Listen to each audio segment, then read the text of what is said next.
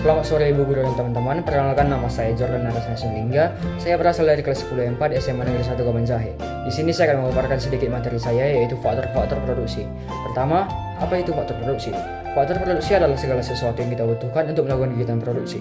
Faktor produksi dibagi menjadi 4, yaitu faktor produksi alam, faktor produksi tenaga kerja, faktor produksi modal, dan faktor produksi kewirausahaan atau keahlian. Nah, pertama, faktor produksi alam. Faktor produksi alam adalah faktor produksi yang kita dapat dijumpai di alam dengan mudah, yang dapat kita gunakan untuk melakukan kegiatan produksi.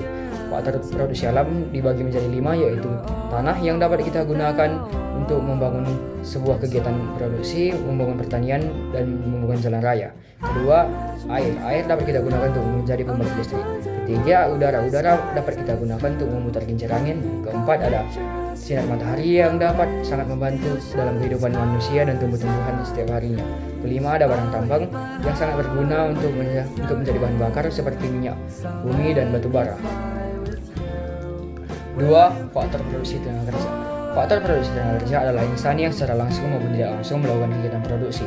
Faktor produksi tenaga kerja dapat dibedakan menjadi 2, yaitu faktor produksi tenaga kerja menurut kualitasnya dan faktor produksi tenaga kerja menurut sifatnya. Faktor produksi tenaga kerja menurut sifatnya dapat dibedakan menjadi 2, yaitu faktor tenaga kerja rohani, yaitu tenaga kerja yang melakukan kegiatannya melalui hati dan pikirannya.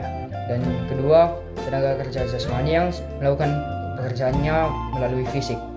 Dan faktor produksi tenaga kerja menurut kualitasnya dibedakan menjadi 3, yaitu tenaga kerja terdidik yang harus melewati pendidikan terlebih dahulu agar dapat mencapai pekerjaannya, contohnya adalah dokter. Tenaga kerja terampil yang harus mengikuti kursus-kursus untuk mencapai pekerjaannya, contohnya montir dan tukang las. Dan tenaga kerja tidak terdidik dan tidak terampil yang tidak perlu mengikuti kursus-kursus maupun pendidikan yang untuk mencapai pekerjaannya tersebut, contohnya adalah tukang sapu berjalan. 3. Faktor produksi modal umumnya meliputi benda-benda hasil produksi yang digunakan untuk proses produksi barang-barang dan jasa-jasa lain. Fungsi faktor produksi modal adalah sebagai penunjang dalam mempercepat atau menambah kemampuan dalam memproduksi. Dan yang terakhir adalah faktor produksi kewirausahaan atau keahlian. Faktor produksi adalah faktor yang paling penting dari semua faktor produksi yang sudah saya sebutkan, karena faktor produksi adalah yang mengatur semua kegiatan ekonomi. Walaupun kita memiliki alam dan tenaga kerja serta modal yang bagus dan mencukupi, tidak akan bisa dapat hasil yang maksimal tanpa kewirausahaan. Sekian materinya saya dapat sampaikan. Terima